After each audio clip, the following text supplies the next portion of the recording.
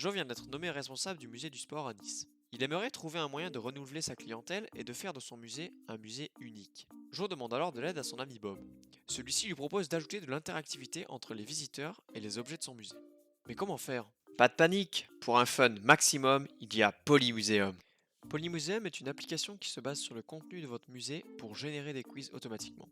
De plus, notre système de recommandation à la pointe de la technologie permet d'offrir une expérience inoubliable pour vos visiteurs.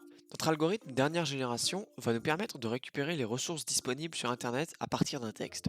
Dans notre cas, la description d'un objet du musée. Nous allons générer un ensemble de questions variées et pertinentes en utilisant des informations factuelles, mais aussi du traitement de langage naturel.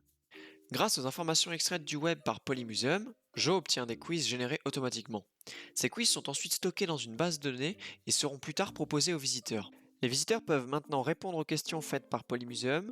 Les réponses ainsi que des informations sur le déroulement du quiz sont récupérées par l'application. Cependant, étant donné qu'avec cette génération automatique, vous pouvez faire des quiz sur de multiples thèmes et sujets, cela fait beaucoup de choix. Vraiment beaucoup. Mais alors, comment faire le tri parmi tous ces quiz? Pour ce faire, nous avons mis en place un algorithme de recommandation en utilisant les thèmes préférés des utilisateurs, ainsi que ce qu'on appelle du filtrage collaboratif. En effet, si Charles a aimé un quiz sur le football, le basket et le tennis, et qu'Amélie a aimé un quiz sur le foot et le basket, on va alors recommander à Amélie de faire un quiz sur le tennis, car il y a de fortes chances que cela lui plaise.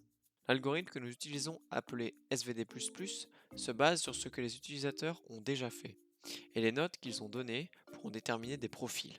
Grâce à ces liens entre les utilisateurs, nous pouvons alors faire des groupes d'utilisateurs et recommander à un membre d'un groupe de faire les quiz les mieux notés par son groupe.